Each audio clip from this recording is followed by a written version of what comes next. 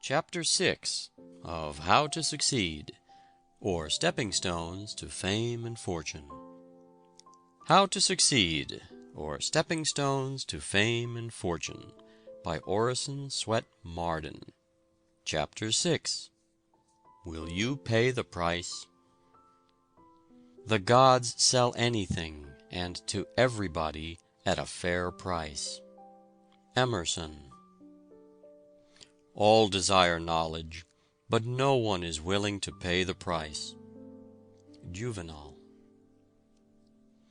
There is no royal path which leads to geometry. Euclid. There is no road to success but through a clear, strong purpose. A purpose underlies character, culture, position, attainment of whatever sort. T. T. Munger. Remember, you have not a sinew, whose law of strength is not action. You have not a faculty of body, mind, or soul, whose law of improvement is not energy. E. B. Hall.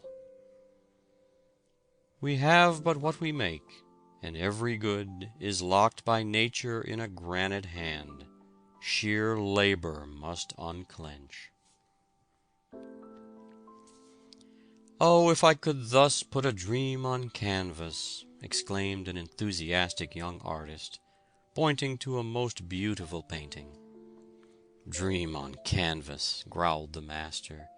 "It is the 10,000 touches with the brush you must learn to put on canvas that make your dream." "There is but one method of attaining excellence," said Sydney Smith, "and that is hard labor." "If only Milton's imagination could have conceived his visions," says Waters, "his consummate industry alone could have carved the immortal lines which enshrine them. If only Newton's mind could reach out to the secrets of nature, even his genius could only do it by the homeliest toil. The works of Bacon are not Midsummer Night's Dreams, but like coral islands they have risen from the depths of truth, and formed their broad surfaces above the ocean by the minutest accretions of persevering labor. The conceptions of Michelangelo would have perished like a night's fantasy, had not his industry given them permanence." Salvini contributes the following to the Century as to his habits of study before he had established himself as a past master of tragedy. "I imposed upon myself a new method of study. While I was busying myself with the part of Saul, I read and reread the Bible, so as to become impregnated with the appropriate sentiments, manners, and local color. When I took up Othello, I pored over the history of the Venetian Republic and that of the Moorish invasion of Spain. I studied the passions of the Moors, their art of war, their religious beliefs, nor did I overlook the romance of Giraldi Cinthio, in order the better to master that sublime character. I did not concern myself about a superficial study of the words, or of some point of scenic effect, or of greater or less accentuation of certain phrases with a view to win passing applause. A vaster horizon opened out before me, an infinite sea on which my bark could navigate in security, without fear of falling in with reefs." His method was not new, but he considered it so, and gives his opinion in quotation marks. He speaks of characters with which his name is not always associated by writers on the stage, but is correct, I think, in the main. Many years ago, a little boy entered Harrow School and was put in a class beyond his years, wherein all the other boys had the advantage of previous instruction. His master used to reprove his dullness, but all his efforts could not raise him from the lowest place in the class. The boy finally procured the elementary books which the other boys had studied. He devoted the hours of play and many of the hours of sleep to mastering the elementary principles of these books. This boy was soon at the head of his class, and the pride of Harrow. The statue of that boy, Sir William Jones, stands today in St. Paul's Cathedral, for he lived to be the greatest Oriental scholar of Europe. "What is the secret of success in business?" asked a friend of Cornelius Vanderbilt. "Secret? There is no secret about it," replied the Commodore. "All you have to do is to attend to your business and go ahead." If you would adopt Vanderbilt's method, know your business, attend to it, and keep down expenses until your fortune is safe from business perils. "Work or starve" is nature's motto, and it is written on the stars and the sod alike. Starve mentally, starve morally, starve physically. It is an inexorable law of nature that whatever is not used dies. "Nothing for nothing" is her maxim. If we are idle and shiftless by choice, we shall be nerveless and powerless by necessity. The mottos of great men often give us glimpses of the secret of their characters and success. "Work, work, work" was the motto of Sir Joshua Reynolds, David Wilkie, and scores of other men who have left their mark upon the world. Voltaire's motto was "Toujours au travail," always at work. Scott's maxim was "Never be doing nothing." Michelangelo was a wonderful worker. He even slept in his clothes, ready to spring to his work as soon as he awoke. He kept a block of marble in his bedroom that he might get up in the night and work when he could not sleep. His favorite device was an old man in a go-cart, with an hourglass upon it, bearing this inscription, "Ancora imparo," "Still I'm learning."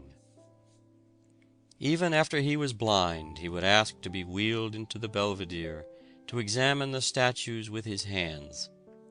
Cobden used to say, "I'm working like a horse without a moment to spare." It was said that Handel, the musician, did the work of a dozen men.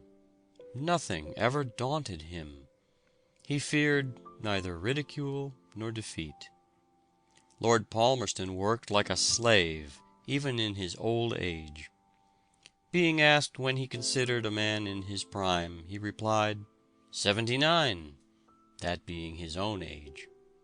Humboldt was one of the world's great workers. In summer he arose at 4 in the morning for 30 years. He used to say work was as much of a necessity as eating or sleeping. Sir Walter Scott was a phenomenal worker. He wrote the Waverley novels at the rate of 12 volumes a year. He averaged a volume every 2 months during his whole working life. What an example is this to the young men of today of the possibilities of an earnest life. Edmund Burke was one of the most prodigious workers that ever lived. George Stephenson used to work at mealtime, getting out loads of coal while the miners were at dinner, in order that he might earn a few extra shillings to buy a spelling book and an arithmetic. His associates thought he was very foolish, and asked him what good it would do to learn to read and cipher. He told them he was determined to improve his mind, so he studied whenever he could snatch a minute before the engines fire, and in every possible situation, until he had a good, practical, common-sense education. Garibaldi's father decided that Giuseppe should be a minister, because the boy was so sorry for a cricket which lost its leg.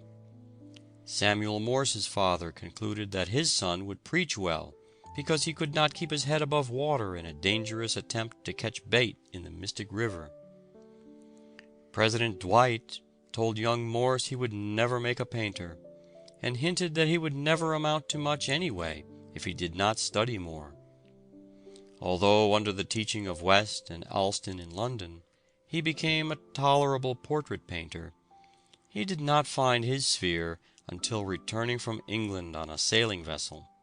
He heard Professor Jackson explain an electrical experiment in Paris, when the thought of the telegraph flashed into his mind, and he found no rest until he flashed over the wire the first message, "What hath God wrought?"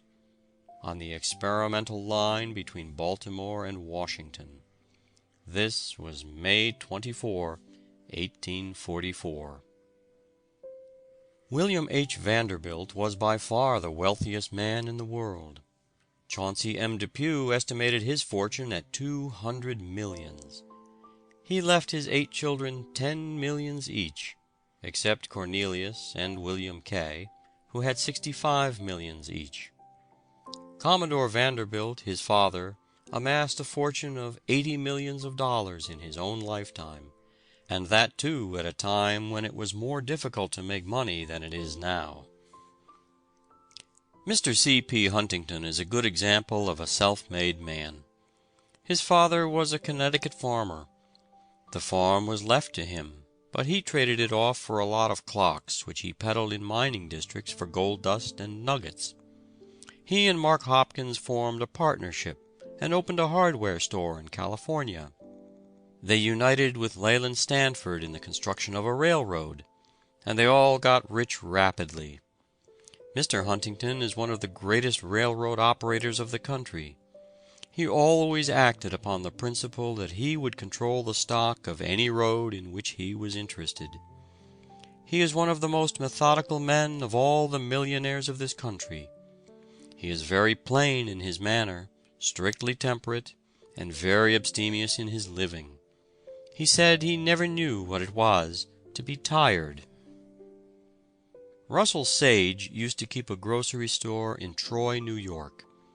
He finally associated himself with Jay Gould, who used to be a constant borrower of money of him. Mr. Sage probably keeps more ready money on hand than any other millionaire. He can nearly always control 10 millions or more at call. He has never speculated in stocks to any extent. Mr. Sage's word is as good as any bond. He has no taste for ordinary diversions except driving. Philip D. Armour, who has the appearance of a prosperous farmer, was born on a farm near Watertown, New Jersey. He became fired with a desire to see the, quote, boundless West, unquote. His mind seemed to run to hogs, and with a financial instinct, he made up his mind that there was a fortune in transporting the hogs from where they were so plenty to where there were so few of them, and so many to eat them. He could now purchase every hog in the world, and then have money left to buy a railroad or two. Mrs. Hetty Green is probably the richest woman in the world. Her fortune has grown from the little industry of her father in New Bedford, Massachusetts. She has raised the 9 millions left her by her father, and 9 millions left her by her aunt, to 30 millions. She is a woman of great ability and courage. She once took with her $5 millions of securities in a satchel on a streetcar to deposit with her banker on Wall Street. The probabilities are that billionaires will be as plentiful in the 20th century as millionaires are today, through hard work, self-denial, rigid economy, method, accuracy, and strict temperance, for not one of the self-made millionaires are intemperate. John D. Rockefeller never tastes intoxicating liquor. He seems as unvarying in his method and system as the laws of the universe. Jay Gould did not use wine or intoxicating liquor of any kind. Mr. Huntington does not even drink coffee, while William Waldorf Astor merely takes a sip of wine for courtesy's sake. Not one of the leading millionaires uses tobacco, and not one of them is profane. Very rich men are almost always honest in their dealings, so far as their word is concerned. William Waldorf Astor, until recently, has been considered the richest man in the world, but John D. Rockefeller surpasses him now, it is said. The whole wealth of Croesus was little more than the income of this modern Croesus for 1 year. Mr. Rockefeller controls about 80 or 90 millions of capital stock in the Standard Oil Trust. The Standard Oil Company is one of the best managed corporations in the world. 2 centuries and a quarter ago, a little tempest-tossed, weather-beaten bark, barely escaped from the jaws of the wild Atlantic, landed upon the bleakest shore of New England. From her deck disembarked 101 careworn exiles. To the casual observer, no event could seem more insignificant. The contemptuous eye of the world scarcely deigned to notice it. Yet the famous vessel that bore Caesar and his fortunes carried but an ignoble freight compared with that of the Mayflower.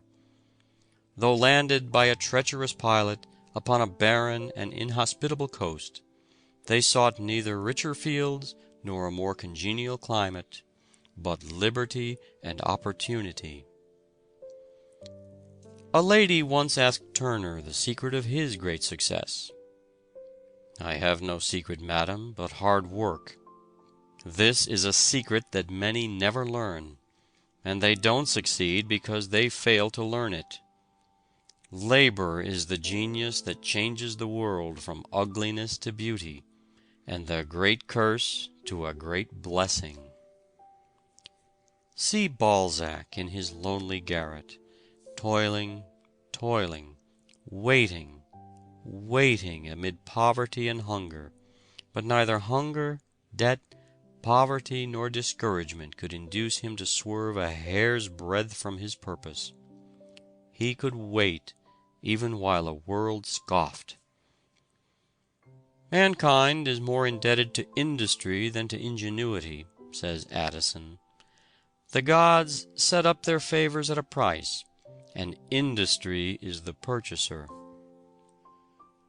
Rome was a mighty nation while industry led her people, but when her great conquests of wealth and slaves placed her citizens above work, that moment her glory began to fade, and vice and corruption, induced by idleness, doomed the proud city to an ignominious history.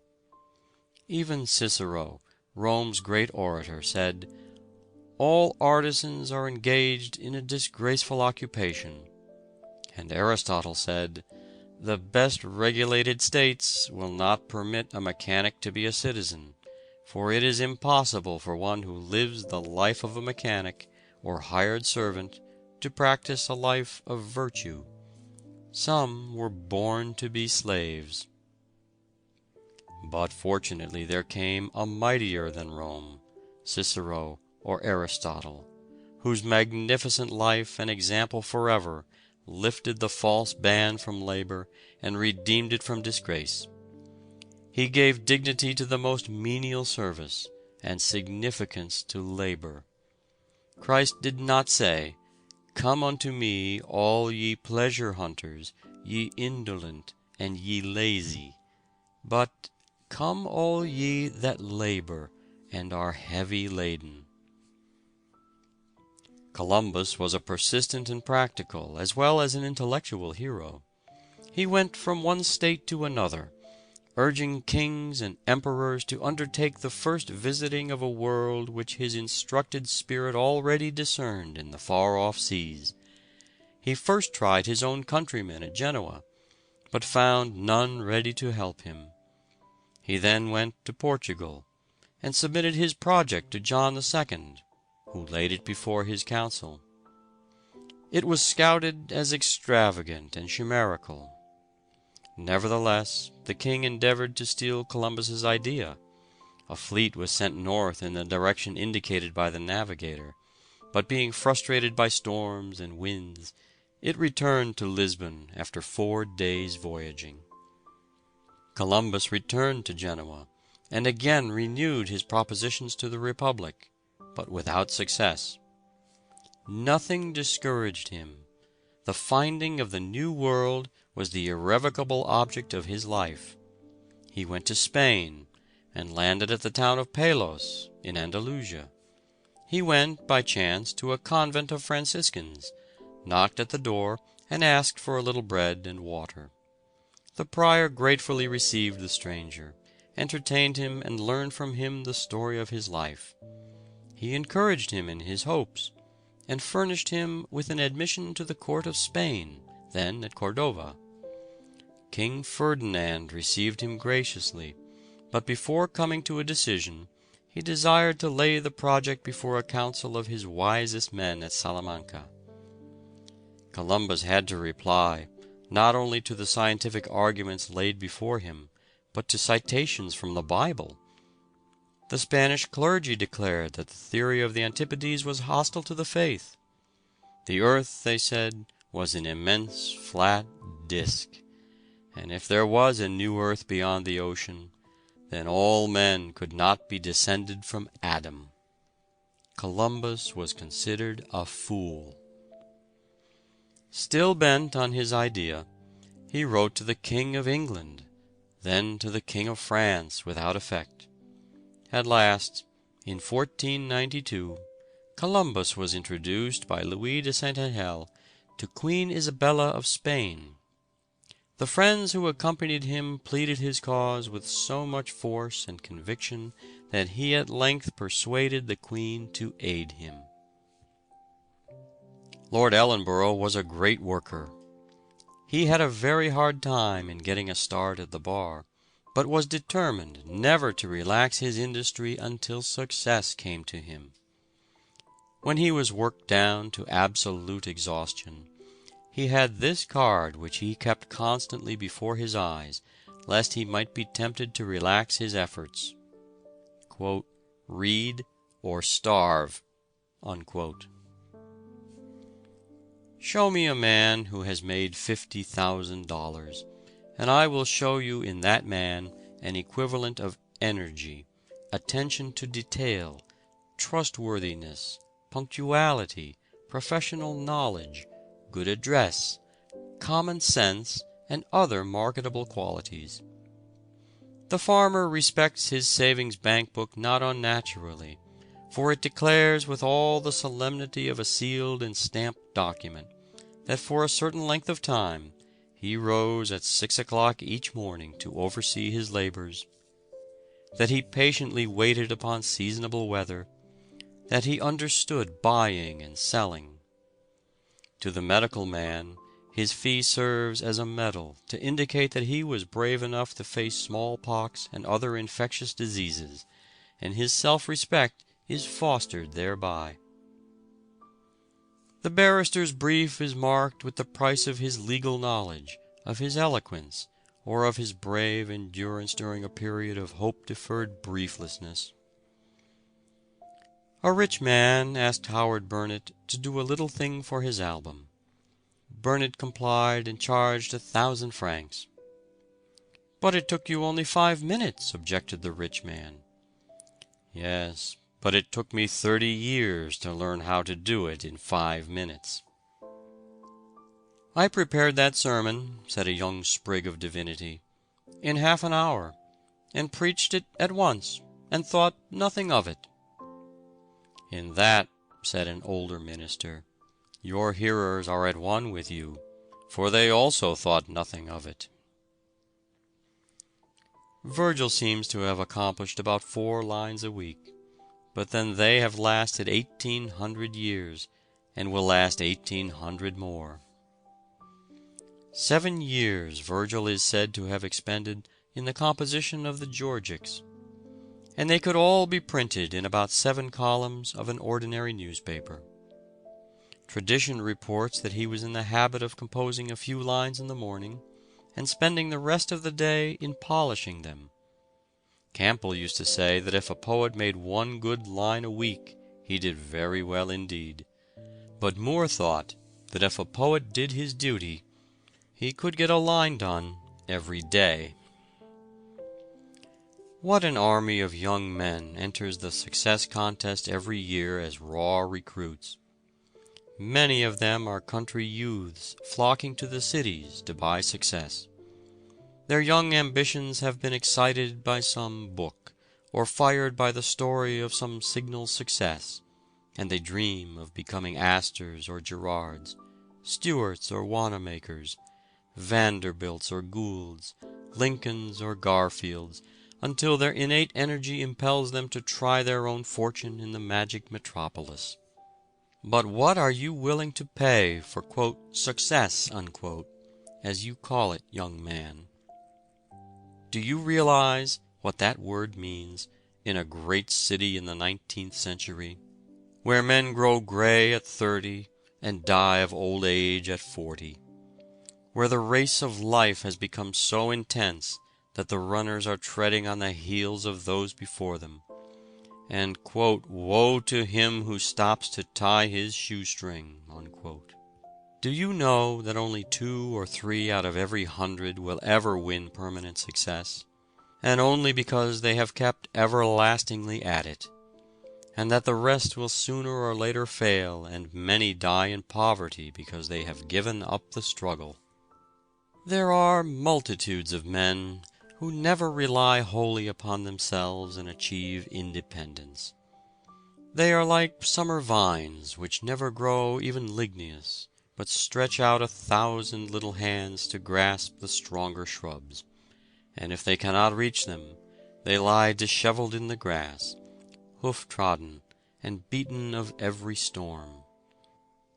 It will be found that the first real movement upward will not take place until, in a spirit of resolute self-denial, indolence so natural to almost everyone is mastered.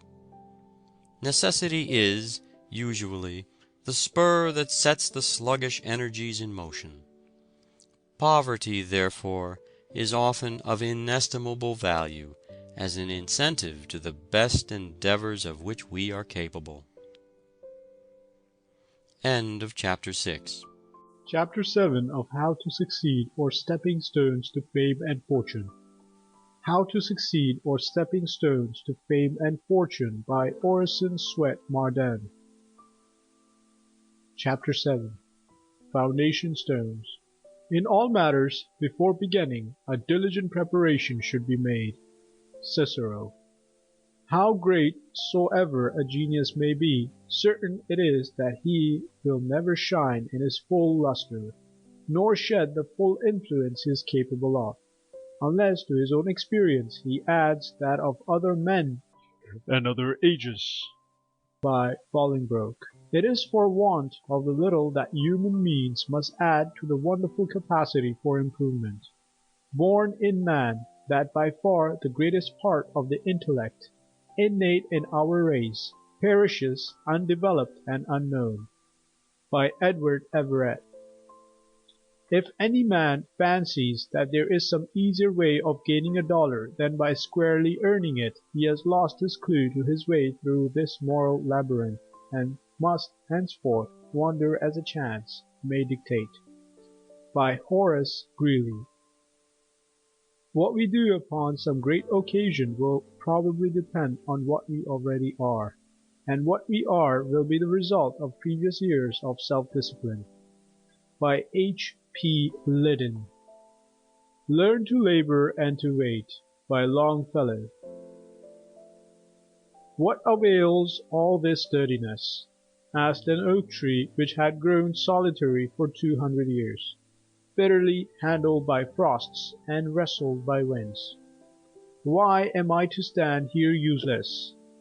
My roots are anchored in rifts of rocks. No herds can lie down under my shadow.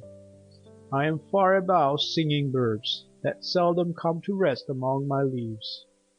I am set as a mark for storms, that bend and tear me. My fruit is serviceable for no appetite. It had been better for me to have been a mushroom, gathered in the morning for some poor man's table, than to be 100-year oak, good for nothing. While it as yet spoke, the axe was hewing at its base. It died in sadness, saying as it fell, "Weary ages for nothing have I lived." The axe completed its work. By and by the trunk and root formed the knees of a stately ship, bearing the country's flag around the world. Other parts form keel and ribs of merchantmen, and having defied the mountain storms, they now equally resist the thunder of the waves and murky threat of scowling hurricanes. Other parts are laid into floors, or wrought into wainscoting, or carved for frames of noble pictures, or fashioned into chairs that embosom the weakness of old age. Thus the tree, in dying, come not to its end, but to its beginning of life. It voyaged the world. It grew to parts of temples and dwellings. It held upon its surface the soft tread of children and tottering steps of patriarchs. It rocked in the cradle. It swayed the limbs of age by the chimney corner, and heard, secure within, the roar of those old unwearied tempests that once surged about its mountain life. All its early struggles and hardships had enabled it to grow tough and hard and beautiful of grain, alike useful and ornamental. "Sir, you have been to college, I presume?" asked an illiterate but boastful exhorter of a clergyman. "Yes, sir," was the reply. "I am thankful," said the former, "that the Lord opened my mouth without any learning." "A similar event," retorted the clergyman, "happened in Balaam's time. Why not allow the schoolboy to erase from his list of studies all subjects that appeared to him useless? Would he not erase everything which taxed his pleasure and freedom? Would he not obey the call of his blood, rather than the advice of his teacher? Ignorant men who have made money tell him that the study of geography is useless. His tea will come over the sea to him whether he knows where China is or not. What difference does it make whether verbs agree with their subjects or not? Why waste time learning geometry or algebra? Who keeps accounts by these? Learning spoils a man for business, they tell him.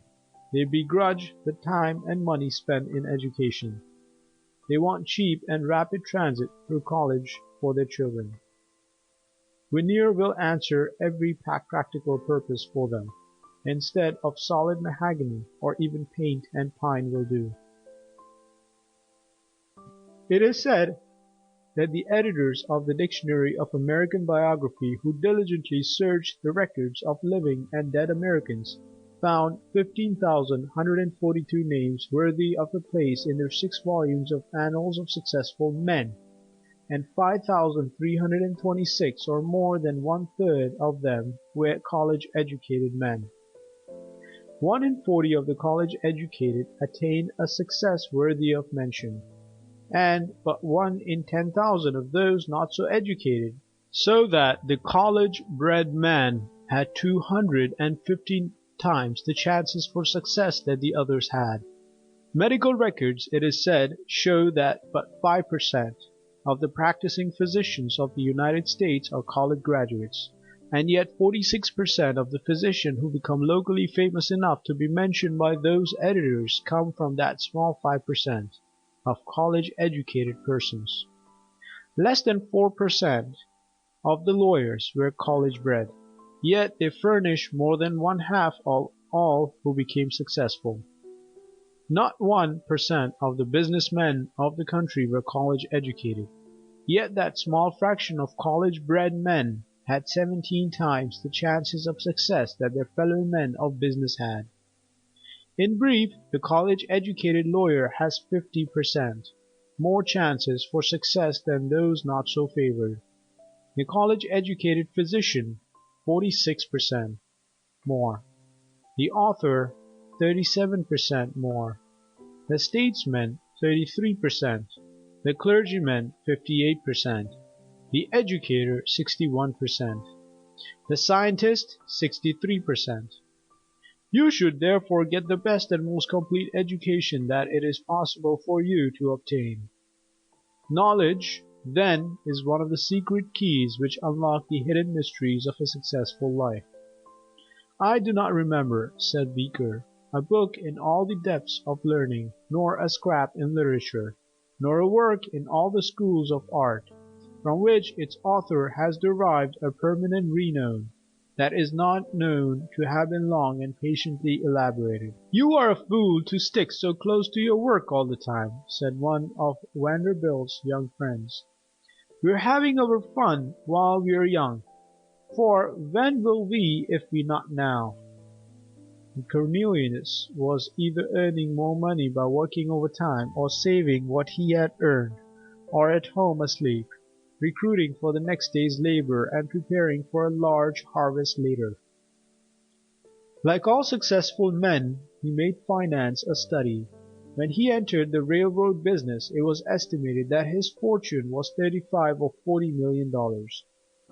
The spruce young spark, says Caesar, who thinks chiefly of his mustache and boots and shiny hat, of getting along nicely and easily during the day, and talking about the theatre, the opera, or a fast horse, ridiculing the faithful young fellow who came to learn the business and make a man of himself, because he will not join in wasting his time in dissipation, will see the day. If his useless life is not earlier blasted by vicious indulgences, when he will be glad to accept a situation from his fellow clerk, whom he now ridicules and affects to despise, when the latter shall stand in the firm, dispensing benefits and acquiring fortune.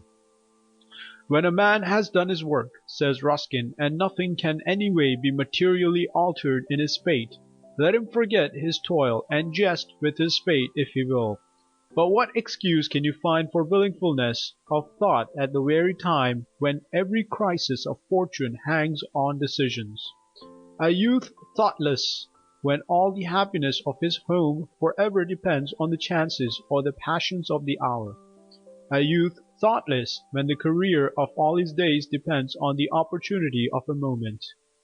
A youth thoughtless, when his every action is a foundation stone of future conduct, and every imagination a foundation of life or death. Be thoughtless in any after years, rather than now, though, indeed, there is only one place where a man may be nobly thoughtless, his deathbed. Nothing should ever be left to be done there. "On to Berlin!" was the shout of the French army in July 1870. But, to the astonishment of the world, the French forces were cut in two and rolled as by a tidal wave into Metz and around Sedan. Soon two French armies and the Emperor surrendered, and the German troopers paraded the streets of captured Paris. But as men thought it out, as Professor Wells tells us, they came to see that it was not France that was beaten, but only Louis Napoleon and a lot of nobles, influential only because they bore titles or were favorites. Louis Napoleon, the feeble bearer of a great name, was emperor because of that name and criminal daring.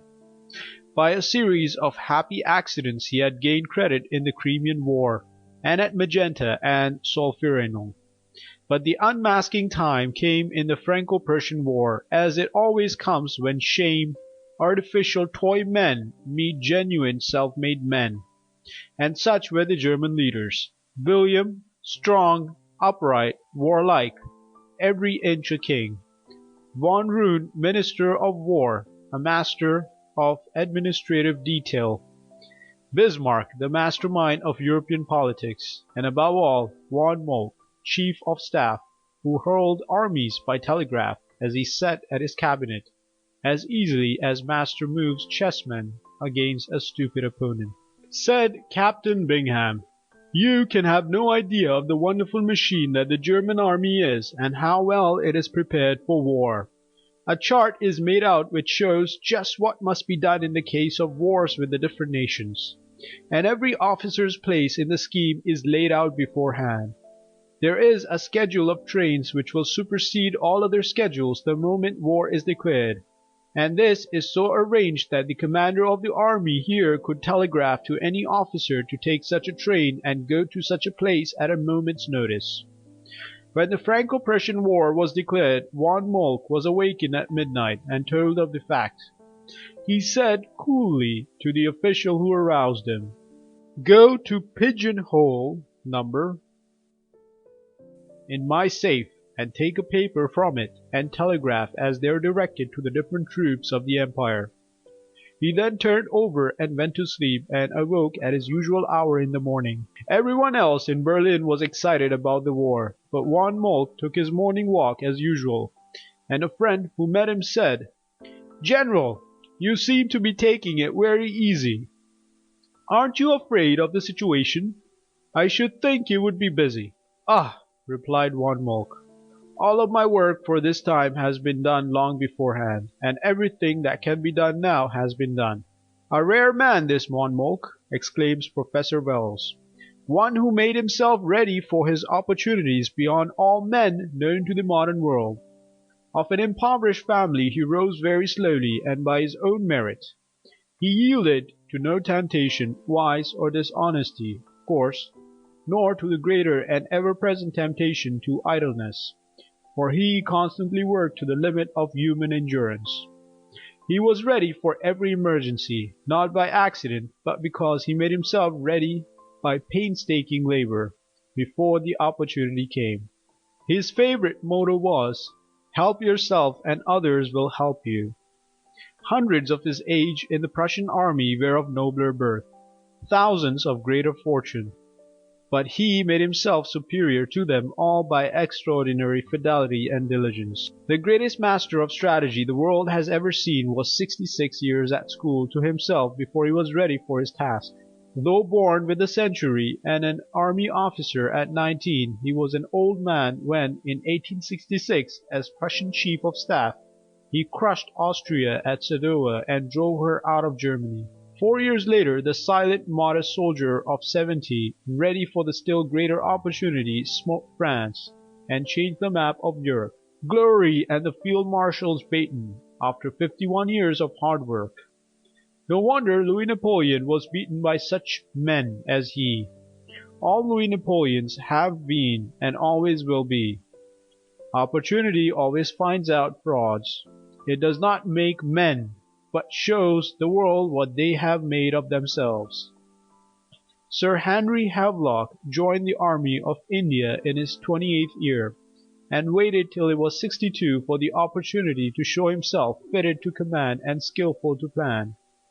During those 34 years of waiting he was busy preparing himself for that march to Lucknow, which was to make him famous as a soldier. Farragut, the Viking of our western clime, who made his mast a throne, began his naval career as a mere boy and was 64 years old before he had an opportunity to distinguish himself. But when the great test of his life came, the reserve of half a century's preparation made him master of the situation. Alexander Hamilton said, "Men give me credit for genius. All the genius I have lies just in this. When I have a subject in hand I study it profoundly. Day and night it is before me. I explore it in all its bearings. My mind becomes pervaded with it. Then the effort which I make the people are pleased to call the fruit of genius. It is the fruit of labor and thought. The law of labor is equally binding on genius and mediocrity." "Fill up the cask! Fill up the cask!" said old Dr. Bellamy, when asked by a young clergyman for advice about the composition of sermons. "Fill up the cask, and then if you tap it anywhere you will get a good stream. But if you put it but little it will dribble, dribble, dribble, and you must tap, tap, tap, and then you get but a small stream after all." The merchant is in a dangerous position, says Dr. W. W. Paton, whose means are in goods trusted out all over the country on long credits, and who in an emergency has no money in the bank upon which to withdraw. A heavy deposit, subject to a side draft, is the only position of strength, and he only is intellectually strong who has made heavy deposits in the banks of memory, and can draw upon his faculties at any time, according to the necessities of the case. They say that more life, if not more labor, was spent on the piles beneath the St. Petersburg Church of St. Isaac's to get a foundation, than on all the magnificent marbles and malachite which have since been lodged in it. 50 feet of Bunker Hill Monument is underground, unseen and unappreciated by the thousands who tread about that historic shaft. The rivers of India run underground, unseen, unheard by the millions who tramp about, but are therefore lost? Ask the golden harvest waving above them if it feels the water flowing beneath. The superstructure of a lifetime cannot stand upon a foundation of a day. C. H. Parkhurst says that in manhood as much as in house building, the foundation keeps asserting itself all the way from the first floor to the roof. The stones laid in the underpinning may be coarse and inelegant, but even so, each such stone perpetuates itself in silent echo clear up through the pineal. The body is in that respect like an old Stradivarius violin, the ineffable sweetness of whose music is outcome and quotation from the coarse fibre of the case upon which its strings are strung. It is a very pleasant illusion, that what we call the higher qualities and energies of a person maintain that self-centred kind of existence that enables them to discard and contemn all dependence upon what is lower and less refined than themselves. But it is a delusion that always builds in an atmosphere of fact. Climb high as we like, our ladder will still require to rest on the ground. And it is probable that the keenest intellectual intuition and the most delicate throb of passion would, if analysis could be carried so far, be discovered to have its connections with a rather material affair than we know as body. Lincoln took the postmastership for the sake of reading all the papers that came to town. He read everything he could lay his hands on: the Bible, Shakespeare, Pilgrim's Progress, Life of Washington and Life of Franklin, Life of Henry Clay, Aesop's Fables. He read them over and over again until he could almost repeat them by heart. But he never read a novel in his life. His education came from the newspapers and from his contact with men and things. After he read a book he would write out an analysis of it. What a grand sight to see this long lank backwoods students lying before the fire in a log cabin without floor or windows, after everybody else was abed, devouring books he had borrowed but could not afford to buy. I have been watching the careers of young men by thousands in this busy city of New York for over 30 years, says Dr. Kuhler. And I find that chief differences between the successful and the failures lies in the single element of staying power. Permanent success is oftener won by holding on than by sudden dash, however brilliant. The easily discouraged, who are pushed back by a straw, are all the time dropping to the rear, to perish or to be carried along on the stretcher of charity. They who understand and practice Abraham Lincoln's homely maxim of pegging away have achieved the soldiest success. It is better to deserve success than to merely have it. Few deserve it who do not attain it. There is no failure in this country for those whose personal habits are good, and who follow some honest calling industriously, unselfishly, and purely. If one desires to succeed, he must pay the price. Work. No matter how weak a power may be, rational use will make it stronger. No matter how awkward your movements may be, how obtuse your senses, or how crude your thought, or how unregulated your desires, you may by patient discipline acquire, slowly indeed, but with the infallible certainty, grace and freedom of action, clearness and acuteness of perception, strength and precision of thought and moderation of desire. It would go very far to destroy the absurd and pernicious association of genius and idleness, to show that the greatest poets, orators, statesmen, and historians, men of the most imposing and brilliant talents, have actually labored as hard as the makers of dictionaries and arrangers of indexes. And the most obvious reason why they have been superior to other men is that they have taken more pains. Even the great genius, Lord Bacon, left large quantities of material entitled Sudden Thoughts set down for use. John Foster was an indefatigable worker. He used to hack, split, twist, and pull up by the roots, or practice any other severity on whatever did not please him. Chalmers was asked in London what Foster was doing. "Hard at it," he said, "at the rate of a line a week." When a young lawyer, Daniel Webster, once looked in vain through all the libraries near him, and then ordered at an expense of $50 the necessary books to obtain authorities and precedents in a case in which his client was a poor blacksmith. He won his case, but on account of the poverty of his client only charged $15, thus losing heavily on the books bought, to say nothing of his time. Years after, as he was passing through New York City, he was consulted by Aaron Burr on an important but puzzling case then pending before the Supreme Court. Webster saw in a moment that it was just like the blacksmith's case, an intricate question of title, which he had solved so thoroughly that it was to him simple as a multiplication table. Going back to the time of Charles II, he gave the law and precedents involved with such readiness and accuracy of sequence that Burr asked, in great surprise, "Mr. Webster, have you been consulted before in this case?" "Most certainly not. I never heard of your case till this evening." "Very well," said Burr, "proceed." And when he had finished, Webster received the fee that paid him liberally for all the time and trouble he had spent for his early client. What the age wants is men who have the nerve and the grit to work and wait, whether the world applaud or hiss.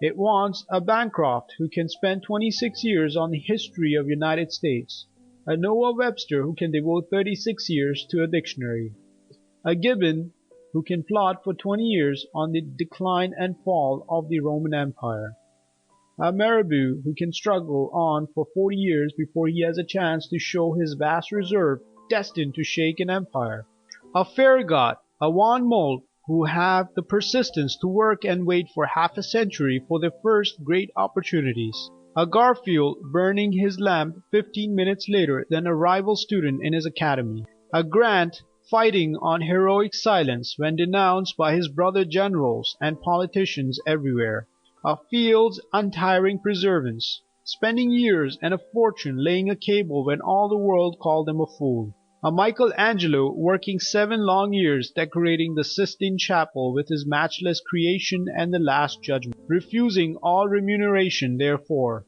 lest his pencil might catch the taint of avarice, a Titian spending 7 years on the Last Supper, a Stevenson working 15 years on a locomotive, a Watt 20 years on a condensing engine, a Lady Franklin working incessantly for 12 long years to rescue her husband from the polar seas, a Thurlow Weed walking 2 miles through the snow with rags tied around his feet for shoes, to borrow the history of the French Revolution and eagerly devouring it before the sap bush fire, a Milton elaborating Paradise Lost in the world he could not see, and then selling it for £15, a Thackeray struggling on cheerfully after his Vanity Fair was refused by a dozen publishers, a Balzac toiling and waiting in a lonely garret, whom neither poverty, debt, nor hunger could discourage or intimidate, not daunted by privations, not hindered by discouragement. It wants men who can work and wait. That is done soon enough,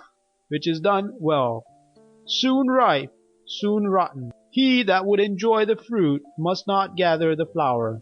He who is impatient to become his own master is more likely to become his own slave. Better believe yourself a dunce and work away than a genius and be idle. 1 year of trained thinking is worth more than a whole college course of mental absorption of vast series of undigested facts. Facility with which the world swallows up the ordinary college graduate who thought he was going to dazzle mankind should bid you pause and reflect. But just as certainly as man was created not to crawl on all fours in the depths of primeval forests, but to develop his mental and moral faculties, just so certainly he needs education, and only by means of it will he become what he ought to become, man in the highest sense of the word. Ignorance is not simply the negation of knowledge, it is the misdirection of the mind. 1 step in knowledge, says Bulwer, is 1 step from sin. 1 step from sin is 1 step nearer to heaven. End of chapter 7.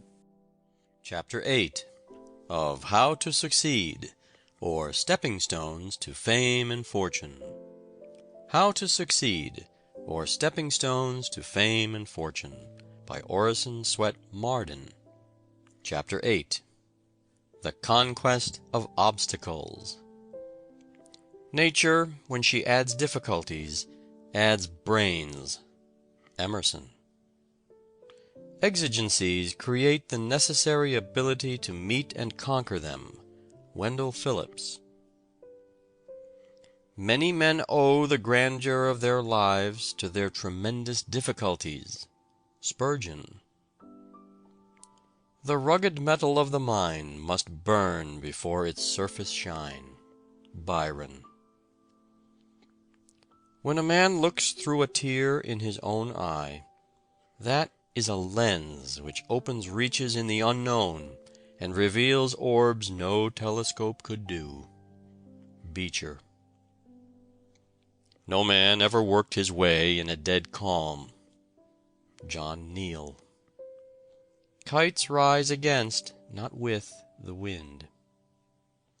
Then welcome each rebuff that turns earth's smoothness rough, each sting that bids nor sit nor stand, but go. Browning. What a fine profession ours would be if there were no gibbets, said one of two highwaymen who chanced to pass a gallows. Tut, tut, ye blockhead, replied the other. Gibbets are the making of us, for if there were no gibbets, everyone would be a highwayman. Just so, with every art, trade, or pursuit. It is the difficulties that scare and keep out unworthy competitors. Life, says a philosopher, refuses to be so adjusted as to eliminate from it all strife and conflict and pain. There are 1,000 tasks that, in larger interests than ours, must be done, whether we want them or no. The world refuses to walk upon tiptoe so that we may be able to sleep. It gets up very early and stays up very late, and all the while there is the conflict of myriads of hammers and saws and axes with the stubborn material that in no other way can be made to serve its use and do its work for man. And then, too, these hammers and axes are not wielded without strain or pang, but swung by the millions of toilers who labor with their cries and groans and tears. Nay, our temple building, whether it be for God or man, exacts its bitter toll, and fills life with cries and blows. The 1,000 rivalries of our daily business, the fierce animosities when we are beaten, the even fiercer exultation when we have beaten, the crashing blows of disaster, the piercing scream of defeat, these things we have not yet gotten rid of, nor in this life ever will. Why should we wish to get rid of them? We are here, my brother, to be hewed and hammered and planed in God's quarry and on God's anvil for a nobler life to come. Only the muscle that is used is developed. Troubles are often the tools by which God fashions us for better things, said Beecher. Far up the mountainside lies a block of granite, and says to itself, "How happy am I in my serenity! Above the winds, above the trees, almost above the flight of birds, here I rest age after age, and nothing disturbs me." Yet what is it? It is only a bare block of granite, jutting out of the cliff, and its happiness is the happiness of death. By and by comes the miner, and with strong and repeated strokes he drills a hole in its top, and the rock says, "What does this mean?" Then the black powder is poured in, and with a blast that makes the mountain echo, the block is blown asunder, and goes crashing down into the valley. "Ah!" it exclaims as it falls, "why this rending?" Then come saws to cut and fashion it, and humbled now, and willing to be nothing, it is borne away from the mountain and conveyed to the city. Now it is chiseled and polished, till at length, finished in beauty, by block and tackle it is raised, with mighty hoistings, high in the air, to be the top-stone on some monument of the country's glory. It is this scantiness of means, this continual deficiency, this constant hitch, this perpetual struggle to keep the head above water and the wolf from the door, that keeps society from falling to pieces. Let every man have a few more dollars than he wants, and anarchy would follow. "Do you wish to live without a trial?" asks a modern teacher. "Then you wish to die but half a man. Without trial you cannot guess at your own strength. Men do not learn to swim on a table. They must go into deep water and buffet the waves. Hardship is the native soil of manhood and self-reliance. Trials are rough teachers, but rugged schoolmasters make rugged pupils. A man who goes through life prosperous, and comes to his grave without a wrinkle, is not half a man. Difficulties are God's errands, and when we are sent upon them, we should esteem it a proof of God's confidence. We should reach after the highest good." Suddenly, with much jarring and jolting, an electric car came to a standstill just in front of a heavy truck that was headed in an opposite direction. The huge truck wheels were sliding uselessly round on the car tracks that were wet and slippery from rain. All the urging of the teamster and the straining of the horses were in vain, until the motorman quietly tossed a shovelful of sand on the track under the heavy wheels, and then the truck lumbered on its way. "Friction is a very good thing," remarked a passenger. There is a beautiful tale of Scandinavian mythology. A hero, under the promise of becoming a demigod, is bidden in the celestial halls to perform 3 test acts of prowess. He is to drain the drinking horn of Thor. Then he must run a race with a courser so fleet that he fairly spurns the ground under his flying footsteps. Then he must wrestle with a toothless old woman, whose sinewy hands, as wiry as eagle claws in the grapple, make his very flesh to quiver. He is victorious in them all. But as the crown of success is placed upon his temples, he discovers for the first time that he has had for his antagonist the 3 greatest forces of nature. He raced with thought, he wrestled with old age, he drank the sea.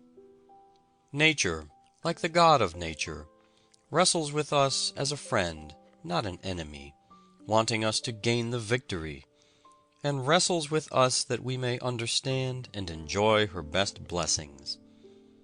Every greatest and highest earthly good has come to us unfolded and enriched by this terrible wrestling with nature. A curious society still exists in Paris, composed of dramatic authors who meet once a month and dine together. Their number has no fixed limit, only every member to be eligible must have been hissed. An eminent dramatist is selected for chairman and holds the post for 3 months. His election generally follows close upon a splendid failure. Some of the world-famous ones have enjoyed this honor. Dumas Jr., Zola, and Offenbach have all filled this chair and presided at the monthly dinner. These dinners are given on the last Friday of the month, and are said to be extraordinarily hilarious. "I do believe God wanted a grand poem of that man," said George MacDonald of Milton, "and so blinded him that he might be able to write it." "Returned with thanks," has made many an author. Failure often leads a man to success by arousing his latent energy, by firing a dormant purpose, by awakening powers which were sleeping. Men of metal turn disappointments into helps, as the oyster turns into pearls the sand which annoys it. Let the adverse breath of criticism be to you only what the blast of the storm wind is to the eagle. a force against him that lifts him higher. I do not see, says Emerson, how any man can afford, for the sake of his nerves and his nap, to spare any action in which he can partake. It is pearls and rubies to his discourse. Drudgery, calamity, exasperation, want are instructors in eloquence and wisdom. The true scholar grudges every opportunity of action passed by as a loss of power. Adversity is a severe instructor, says Edmund Burke, set over us by one who knows us better than we do ourselves, as he loves us better too. He that wrestles with us strengthens our nerves and sharpens our skill. Our antagonist is our helper. This conflict with difficulty makes us acquainted with our object, and compels us to consider it in all its relations. It will not suffer us to be superficial. Strong characters, like the palm tree, seem to thrive best when most abused. Men who have stood up bravely under great misfortune for years are often unable to bear prosperity. Their good fortune takes the spring out of their energy, as the torrid zone enervates races accustomed to a vigorous climate. Some people never come to themselves until baffled, rebuffed, thwarted, defeated, crushed in the opinion of those around them. Trials unlock their virtues. Defeat is the threshold of their victory. Every man who makes a fortune has been more than once a bankrupt, if the truth were known, says Albion Tourget. Grant's failure as a subaltern made him commander-in-chief, and for myself, my failure to accomplish what I set out to do led me to what I never had aspired to. What is defeat? Asked Wendell Phillips. Nothing but education. And a life's disaster may become the landmark from which there has begun a new era, a broader life for man. To make his way at the bar, said an eminent jurist, a young man must live like a hermit and work like a horse. There is nothing that does a young lawyer so much good as to be half-starved. We are the victors of our opponents. They have developed in us the very power by which we overcome them. Without their opposition, we could never have braced and anchored and fortified ourselves, as the oak is braced and anchored for its 1,000 battles with the tempests. Our trials, our sorrows, and our griefs develop us in a similar way. Obstacles, says Mitchell, are great incentives. I lived for whole years upon Virgil and found myself well off. Poverty, Horace tells us, drove him to poetry. Nothing more unmans a man than to take away from him the spur of necessity which urges him onward and upward to the goal of his ambition. Man is naturally lazy, and wealth induces indolence. The great object of life is development, the unfolding and drawing out of our powers, and whatever tempts us to a life of indolence or inaction, or to seek pleasure merely, whatever furnishes us a crutch when we can develop our muscles better by walking, all helps, guides, props, whatever tempts a life of inaction, in whatever guise it may come, is a curse. I always pity the boy or girl with inherited wealth, for the temptation to hide their talents in a napkin, undeveloped, is very, very great. It is not natural for them to walk when they can ride, to go alone when they can be helped. Quentin Matsys was a blacksmith at Antwerp. When in his 20th year, he wished to marry the daughter of a painter. The father refused his consent. "Wert thou a painter," said he, "she should be thine, but a blacksmith, never." "I will be a painter," said the young man. He applied his new art with so much perseverance that in a short time he produced pictures which gave a promise of the highest excellence. He gained for his reward the fair hand for which he sighed, and rose ere long to a high rank in his profession. Take 2 acorns from the same tree, as nearly alike as possible. Plant one on a hill by itself, and the other in a dense forest, and watch them grow. The oak standing alone is exposed to every storm. Its roots reach out in every direction, clutching the rocks and piercing deep into the earth. Every rootlet lends itself to steady the growing giant, as if in anticipation of fierce conflict with the elements. Sometimes its upward growth seems checked for years, but all the while it has been expending its energy in pushing a root against a large rock to gain a firmer anchorage. Then it shoots proudly aloft again, prepared to defy the hurricane. The gales which sport so rudely with its wide branches find more than their match, and only serve still further to toughen the very minutest fiber from pith to bark. The acorn planted in the deep forest shoots up a weak, slender sapling. Shielded by its neighbors, it feels no need of spreading its roots far and wide for support. Take 2 boys, as nearly alike as possible. Place one in the country away from the hothouse culture and refinements of the city, with only the district school, the Sunday school, and a few books. Remove wealth and props of every kind, and if he has the right kind of material in him, he will thrive. Every obstacle overcome lends him strength for the next conflict. If he falls, he rises with more determination than before. Like a rubber ball, the harder the obstacle he meets, the higher he rebounds. Obstacles and opposition are but apparatus of the gymnasium in which the fibers of his manhood are developed. He compels respect and recognition from those who have ridiculed his poverty. Put the other boy in a Vanderbilt family. Give him French and German nurses. Gratify every wish.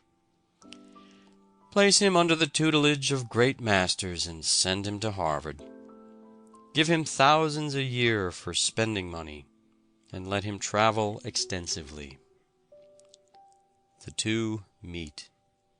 The city lad is ashamed of his country brother. The plain, threadbare clothes, hard hands, tawny face, and awkward manner of the country boy make sorry contrast with the genteel appearance of the other.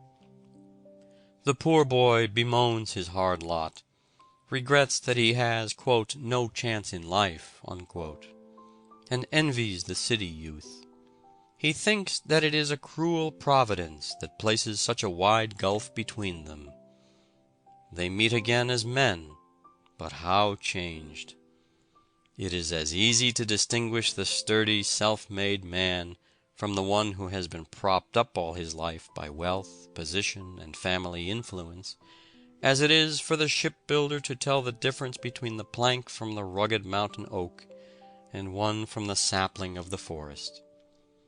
If you think there is no difference, place each plank in the bottom of a ship and test them in a hurricane at sea. The athlete does not carry the gymnasium away with him, but he carries the skill and muscle which gave him his reputation. The lessons you learn at school will give you strength and skill in after life, and power just in proportion to the accuracy, the clearness of perception with which you learn your lessons. The school was your gymnasium. You do not carry away the Greek and Latin textbooks, the geometry and algebra into your occupations any more than the athlete carries the apparatus of the gymnasium. But you carry away the skill and the power if you have been painstaking, accurate, and faithful. It is in me, and it shall come out. And it did. For Richard Brinsley Sheridan became the most brilliant, eloquent, and amazing statesman of his day. Yet if his first efforts had been but moderately successful, he might have been content with mere mediocrity. It was his defeats that nerved him to strive for eminence and win it. But it took hard, persistent work in his case to secure it, just as it did in that of so many others. Byron was stung into a determination to go to the top by a scathing criticism of his first book, Hours of Idleness, published when he was but 19 years of age. Macaulay said, "There is scarce an instance in history of so sudden a rise to so dizzy an eminence as Byron reached. In a few years he stood by the side of such men as Scott, Southey, and Campbell. Many an orator like stuttering Jack Curran, or Orator Mum, as he was once called, has been spurred into eloquence by ridicule and abuse. Where the sky is gray and the climate unkindly, where the soil yields nothing save to the diligent hand, and life itself cannot be supported without incessant toil, man has reached his highest range of physical and intellectual development. The most beautiful and the strongest animals, as a rule, have come from the same narrow belt of latitude which has produced the heroes of the world. The most beautiful, as well as the strongest characters, are not developed in warm climates, where a man finds his bread ready-made on trees, and where exertion is a great effort, but rather in a trying climate and on a stubborn soil. It is no chance that returns to the Hindu ryot a penny, and to the American laborer $1 for his daily toil, that makes Mexico with her mineral wealth poor, and New England with its granite and ice rich. It is rugged necessity, it is the struggle to obtain, it is poverty, the priceless spur, that develops the stamina of manhood, and calls the race out of barbarism. Labor found the world a wilderness, and has made it a garden. The law of adaptation by which conditions affect an organism is simple and well known. It is that which calluses the palm of the oarsman, strengthens the waist of the wrestler, fits the back to its burden. It inexorably compels the organism to adapt itself to its conditions, to like them, and so to survive them. As soon as young eagles can fly, the old birds tumble them out, and tear the down and feathers from their nest. The rude and rough experience of the eaglet fits him to become the bold king of birds, fierce and expert in pursuing his prey. Benjamin Franklin ran away, and George Law was turned out of doors. Thrown upon their own resources, they early acquired the energy and skill to overcome difficulties. Boys who are bound out, crowded out, kicked out, usually turn out, while those who do not have these disadvantages frequently fail to come out. From an aimless, idle, and useless brain, emergencies often call out powers and virtues before unknown and unsuspected. How often we see a young man develop astounding ability and energy after the death of a parent or the loss of a fortune, or after some other calamity has knocked the props and crutches from under him. The prison has roused the slumbering fire in many a noble mind. Robinson Crusoe was written in prison. The Pilgrim's Progress appeared in Bedford jail. The Life and Times of Baxter, Eliot's Monarchia of Man, and Penn's No Cross, No Crown were written by prisoners. Sir Walter Raleigh wrote the history of the world during his imprisonment of 13 years. Luther translated the Bible while confined in the castle of Wartburg. For 20 years Dante worked in exile, and even under sentence of death. His works were burned in public after his death, but genius will not burn. Adversity exasperates fools, dejects cowards, draws out the faculties of the wise and industrious, puts the modest to the necessity of trying their skill, awes the opulent, and makes the idle industrious. Neither do uninterrupted success and prosperity qualify men for usefulness and happiness. The storms of adversity, like those of the ocean, rouse the faculties, and excite the invention, prudence, skill, and fortitude of the voyager. The martyrs of ancient times, in bracing their minds to outward calamities, acquired a loftiness of purpose and a moral heroism worth a lifetime of softness and security. A man upon whom continuous sunshine falls is like the earth in August. He becomes parched and dry and hard and close-grained. Men have drawn from adversity the elements of greatness. If you have the blues, go and see the poorest and sickest families within your knowledge. The darker the setting, the brighter the diamond. Don't run about and tell acquaintances that you have been unfortunate. People do not like to have unfortunate men for acquaintances. This is the crutch age. Helps and aids are advertised everywhere. We have institutes, colleges, universities, teachers, books, libraries, newspapers, magazines. Our thinking is done for us.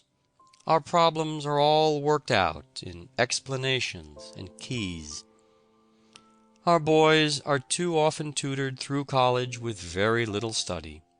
Short roads and abridged methods are characteristic of the century. Ingenious methods are used everywhere to get the drudgery out of the college course. Newspapers give us our politics, and preachers our religion. Self-help and self-reliance are getting old-fashioned.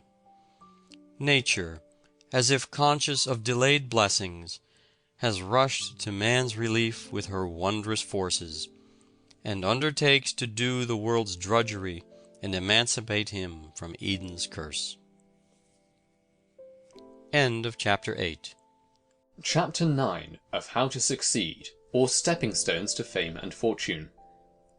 How to Succeed, or Stepping Stones to Fame and Fortune, by Orison Swett Marden. Chapter 9. Dead in Earnest. It is the live coal that kindles others, not the dead. What made Demosthenes the greatest of all orators was that he appeared the most entirely possessed by the feelings he wished to inspire. The effect produced by Charles Fox, who, by exaggerations of party spirit, was often compared to Demosthenes, seems to have arisen wholly from this earnestness, which made up for want of almost every grace, both of manner and style. Anonymous. 12 poor men taken out of boats and creeks, without any help of learning, should conquer the world to the cross. Stephen Carnock. For his heart was in his work, and the heart giveth grace unto every art. Longfellow. He did it with all his heart, and prospered. 2 Chronicles. The only conclusive evidence of a man's sincerity is that he gives himself for a principle. Words, money, all things else, are comparatively easy to give away. But when a man makes a gift of his daily life and practice, it is plain that the truth, whatever it may be, has taken possession of him. Lowell. The emotions, says Whipple, may all be included in the single word enthusiasm, or that impulsive force which liberates the mental power from the ice of timidity, as spring loosens the streams from the grasp of winter, and sends them forth in a rejoicing rush.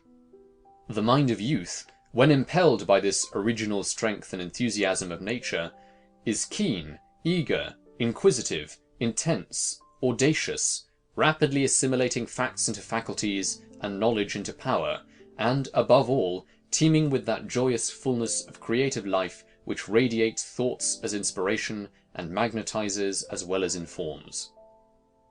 Columbus, my hero, exclaims Carlyle, royalist seeking of all. It is no friendly environment this of thine, in the waste deep waters. Around thee, mutinous discouraged souls. Behind thee, disgrace and ruin. Before thee, the unpenetrated veil of night. Brother, these wild water mountains, bounding from their deep bases, 10 miles deep, I am told, are not there on thy behalf. Meseems they have other work than floating thee forward, and the huge winds that sweep from Ursa Major to the tropics and equator, dancing their giant waltz through the kingdoms of chaos and immensity, they care little about filling rightly or filling wrongly the small shoulder of mutton sails in this cockle skiff of thine. Thou art not among articulate speaking friends, my brother, thou art among immeasurable dumb monsters, tumbling, howling wide as the world here. Secret, far off, invisible to all hearts but thine, there lies a help in them. See how thou wilt get at that. Patiently thou wilt wait till the mad sou'wester spend itself, saving thyself by dexterous science of defence the while. Valiantly, with swift decision, thou wilt strike in where the favouring east wind, the possible, springs up. Mutiny of men thou wilt sternly repress. Weakness, despondency, thou wilt cheerily encourage. Thou wilt swallow down complaint, unreason, weariness, weakness of others and thyself. How much wilt thou swallow down? And there shall be a depth of silence in thee, deeper than this sea, which is but 10 miles deep. A silence unsoundable, known to God only. Thou shalt be a great man. Yes, my world soldier, thou of the world marine service, thou wilt have to be greater than this tumultuous, unmeasured world here round thee is. Thou, in thy strong soul, as with a wrestler's arms, shall embrace it, harness it down, and make it bear thee on, to new Americas, or whither God wills. With what concentration of purpose did Washington put the whole weight of his character into the scales of our cause in the Revolution? With what earnest singleness of aim did Lincoln, in the cabinet, Grant, in the field, throw his whole soul into the contest of our Civil War? The power of Phillips Brooke, at which men wondered, lay in his tremendous earnestness. No matter what your work is, says Emerson, let it be yours. No matter if you are a tinker or preacher, blacksmith or president, let what you are doing be organic. Let it be in your bones, and you open the door by which the affluence of heaven and earth shall stream into you. Again, he says, God will not have his works made manifest by cowards. A man is relieved and gay when he has put his heart into his work and done his best. But what he has said or done otherwise shall give him no peace. It is a deliverance which does not deliver. In the attempt, his genius deserts him, no muse befriends, no invention, no hope. I do not know how it is with others when speaking on an important question, said Henry Clay, but on such occasions I seem to be unconscious of the external world. Wholly engrossed by the subject before me, I lose all sense of personal identity, of time, or of surrounding objects. I have been so busy for 20 years trying to save the souls of other people, said Livingstone, that I had forgotten that I had one of my own until a savage auditor asked me if I felt the influence of the religion I was advocating. Well, I've worked hard enough for it, said Malibran when a critic expressed his admiration of her D in alt, reached by running up 3 octaves from low D. I've been chasing it for a month. I pursued it everywhere, when I was dressing, when I was doing my hair, and at last I found it on the toe of a shoe that I was putting on. People smile at the enthusiasm of youth, said Charles Kingsley, that enthusiasm which they secretly look back at with a sigh, perhaps unconscious that it is partly their own fault that they ever lost it. Should I die this minute, said Nelson at an important crisis, want of frigates would be found written on my heart. Said Dr. Arnold, the celebrated instructor, I feel more and more the need of intercourse with men who take life in earnest. It is painful to me to be always on the surface of things. Not that I wish for much of what is called religious conversation. That is often apt to be on the surface. But I want a sign which one catches by a sort of masonry, that a man knows what he is about in life. When I find this, it opens my heart with as fresh a sympathy, as when I was 20 years younger. Archimedes, the greatest geometer of antiquity, was consulted by the king in regard to a gold crown suspected of being fraudulently alloyed with silver. While considering the best method of detecting any fraud, he plunged into a full bathing tub, and, with the thought that the water that overflowed must be equal in weight to his body, he discovered the method of obtaining the bulk of the crown compared with an equally heavy mass of pure gold. Excited by the discovery, he ran through the streets undressed, crying, "I have found it!" Equally celebrated is his remark, "Give me where to stand, and I will move the world." His only remark to the Roman soldier who entered his room while engaged in geometrical study was, "Don't step on my circle." Refusing to follow the soldier to Marcellus, who had captured the city, he was killed on the spot. He is said to have remarked, "My head, but not my circle." Every great and commanding moment in the annals of the world, says Emerson, is the triumph of some enthusiasm. The victories of the Arabs after Mahomet, who in a few years, from a small and mean beginning, established a larger empire than that of Rome, is an example. They did they knew not what. The naked Derar, horsed on an idea, was found an overmatch for a troop of cavalry. The women fought like men, and conquered the Roman men. They were miserably equipped, miserably fed. They were temperance troops. There was neither brandy nor flesh needed to feed them. They conquered Asia and Africa and Spain on barley. Caliph Omar's walking stick struck more terror into those who saw it than another man's sword. Horace Vernet's enthusiasm and devotion to one idea of his life knew no bounds. He had himself lashed to the mast in a terrible gale on the Mediterranean, when all others on board were seized with terror, and with great delight sketched the towering waves which threatened every minute to swallow the vessel. Several writers tell the story that a great artist, Giotto, about to paint the Crucifixion, induced a poor man to let him bind him upon a cross, in order that he might get a better idea of the terrible scene that he was about to put upon the canvas. He promised faithfully that he would release his model in an hour, but, to the latter's horror, the painter seized a dagger and plunged it into his heart, and while the blood was streaming from the ghastly wound, painted his death agony. Beecher was a very dull boy, and the last member of the family of whom anything was expected. He had a weak memory, and disliked study. He shunned society, and wanted to go to sea. Even when he went to college, many of his classmates stood ahead of him, who have fallen into oblivion. But when he was converted, his whole life changed. He was full of enthusiasm, hopefulness, and zeal. Nothing was too menial for him to undertake to carry his purpose. He chopped wood, built the fire in his little church in Lawrenceburg, Indiana, of only 18 members, cleaned the lamps, swept the floor, and washed the windows. He built the fire, baked, washed when his wife was ill. The pent-up enthusiasm of his ambitious life burst the barriers of his inhospitable surroundings until he blossomed out into America's greatest pulpit orator. When Handel was a little boy, he bought a clavichord, hid it in the attic, and went there at night to play upon it, muffling the strings with small pieces of fine woolen cloth, so that the sound should not waken the family. Michelangelo neglected school to copy drawings which he dared not carry home. Murillo filled the margin of his schoolbook with drawings. Dryden read Polybius before he was 10 years old. Lebrun, when a boy, drew with a piece of charcoal on the walls of the house.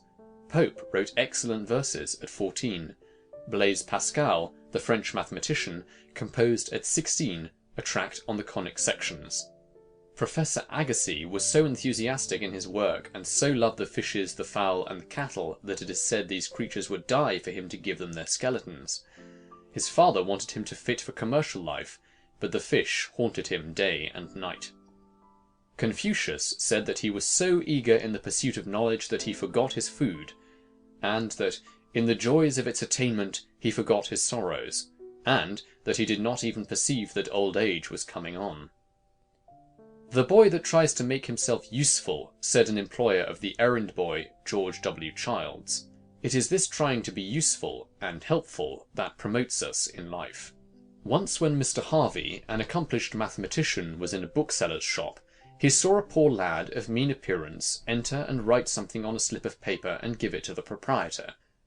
On inquiry, he found this was a poor deaf boy, Kitto, who afterwards became one of the most noted biblical scholars in the world, and who wrote his first book in the poorhouse.